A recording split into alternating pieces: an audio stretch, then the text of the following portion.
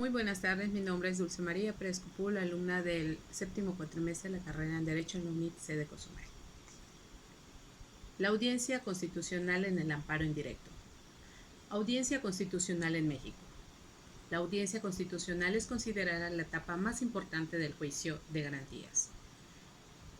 Es en esta parte del juicio donde se desarrollan y concentran los actos procesales que más tienen influencia en cualquier juicio de amparo. Estos actos son la recepción de pruebas, la rendición de alegatos y, en su caso, el pedimento del Ministerio Público Federal. Incluso se dicta esa sentencia que pondrá fin a la demanda. La audiencia constitucional puede definirse como un acto jurídico de naturaleza procesal, donde la autoridad competente da fe con las situaciones en referente al juicio y se checan, admiten y desahogan las pruebas presentadas por cada parte. Conforme a la regla general prevista en el artículo 147 de la ley de la materia, en el auto o acuerdo en que se ordena admitir la demanda de amparo, debe señalarse el día y la hora para que tenga lugar la audiencia constitucional a más tardar dentro del término de 30 días, con la excepción de los casos en el que el ser agraviado impugne la aplicación de las leyes decretadas inconstitucionales por la jurisprudencia de la Suprema Corte de Justicia de la Nación,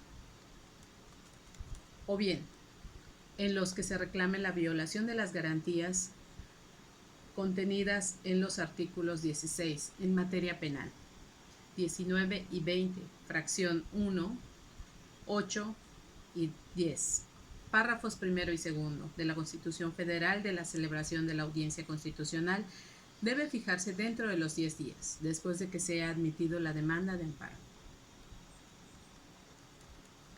En cuanto al desarrollo de la audiencia constitucional, el artículo 155 señala que una vez abierta, se procederá a recibir en orden las pruebas previamente exhibidas o expuestas por las partes, es decir, o las que en ese momento ofrezcan después de que se pase el periodo de alegatos, para luego recibir, si es necesario, el pedimento del representante social federal.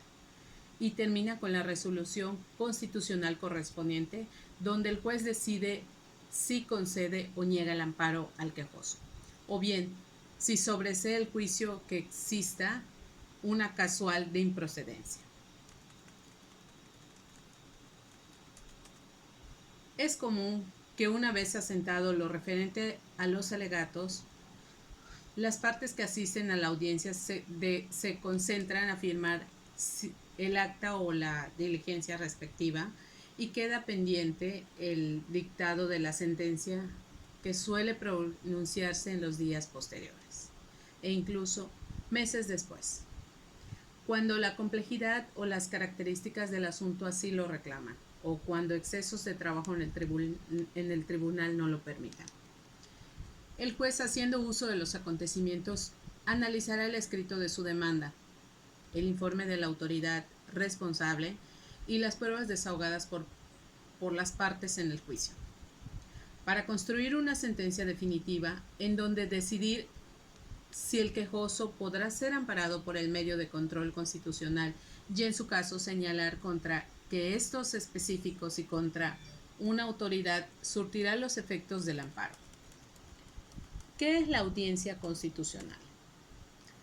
Es el acto procesal en que se desarrolla en la primera instancia de juicio de amparo indirecto, en el cual son oídas las partes quienes pueden ofrecer y desahogar pruebas, así como formular alegatos antes de que se dicte la sentencia respectiva.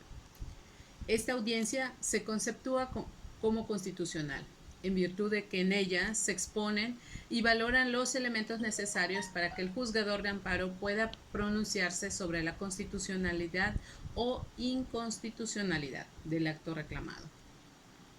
Otros aspectos de la audiencia constitucional. En cuanto a su contenido, puede señalarse que la audiencia se compone de 3 etapas o periodos, a saber: el primero, periodo probatorio.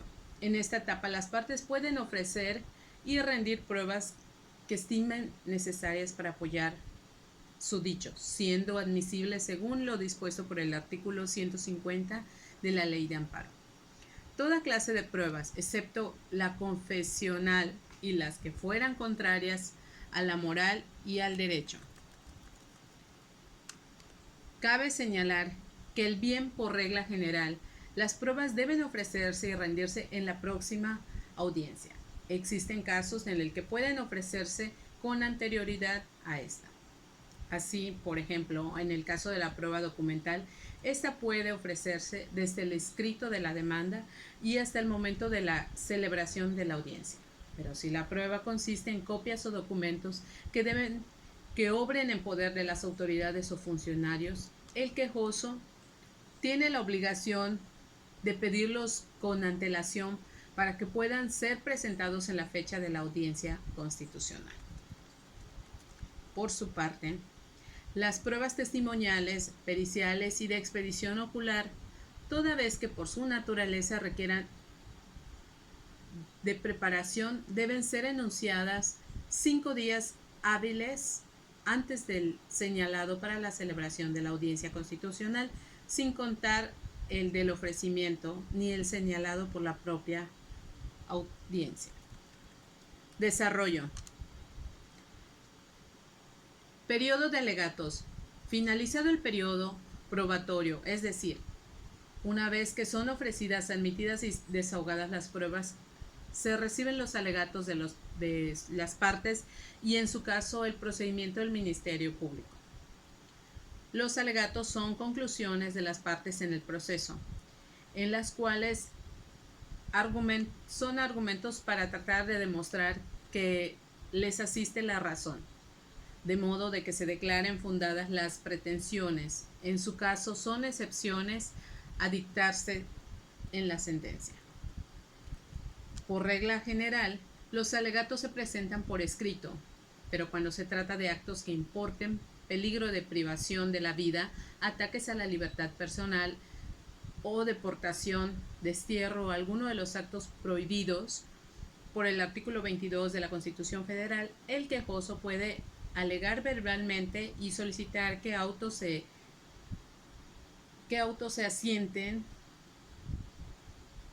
un trato de su alegación, mientras que en cualquier otro dispuesto pueden también formularlos verbalmente, pero sin la posibilidad de que lo manifestado se asiente en los autos. Los detalles.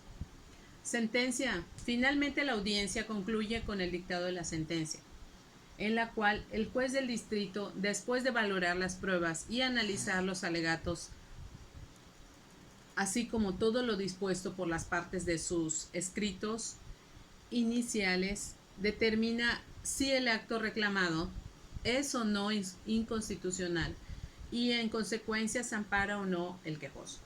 De este modo, las audiencias constitucionales en todos los casos deben conformarse por las 3 etapas referidas, tal como se establece en el siguiente criterio jurisprudencial.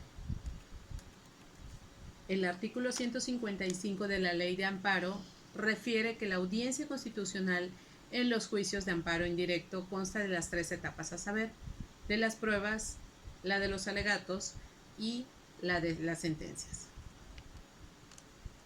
Ahora bien, el desahogo de esas 3 etapas constituye las formalidades esenciales del procedimiento de la audiencia constitucional, de manera que si tal audiencia se celebra sin que se verifique el periodo de las pruebas o de los alegatos, que se exige el numeral en comento, y no obstante, dicha omisión es aquel que pronuncia el fallo respectivo. Se actualiza una violación procesal que amerita la aprobación de los procedimientos en los términos del artículo 91, fracción 4, de la ley de la materia, aún en el supuesto en que no se hubiera comparecido de manera personal alguna de las partes, ni existan promociones o procedimientos en el Ministerio Público Federal pendientes, de acuerdo, ya que la ley no hace excepción al respecto. ¿Qué es la audiencia constitucional? Por otro lado, en cuanto a su trámite, cabe señalar que desde se rigen por los principios procesales de concentración constituida y unidad. El principio de la concentración se traduce en que es un solo acto el que se recibe las pruebas de las partes, se oyen los alegatos y de dicha sentencia por su parte es de continuidad. Implica que las referidas etapas o fases, pruebas, alegatos y sentencias se acuerden una a la otra, en la que explica que la concluida se establece a desarrollarse de manera inmediata a la otra. Y el de la unidad implica que la audiencia constituye a un solo acto, que no puede incidirse, es decir, que es indivisible. Finalmente, en torno a la audiencia constitucional, cabe señalar que esta no siempre puede celebrarse o llevarse al término en la fecha y en la hora fijada. En el auto admisorio, pues puede ocurrir que ésta se difiera o se suspenda. Muchas gracias y buenas tardes.